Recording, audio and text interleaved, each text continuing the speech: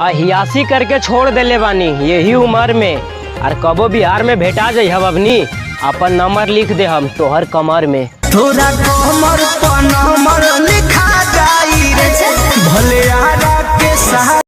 छठ पूजा और दीपावली आवता, न जाने काहे गांव के बहुत याद आवता। कि छठ पूजा और दीपावली आवता, न जाने काहे अपना गांव के बहुत याद आवता। हम तो वक्त के आगे मजबूत।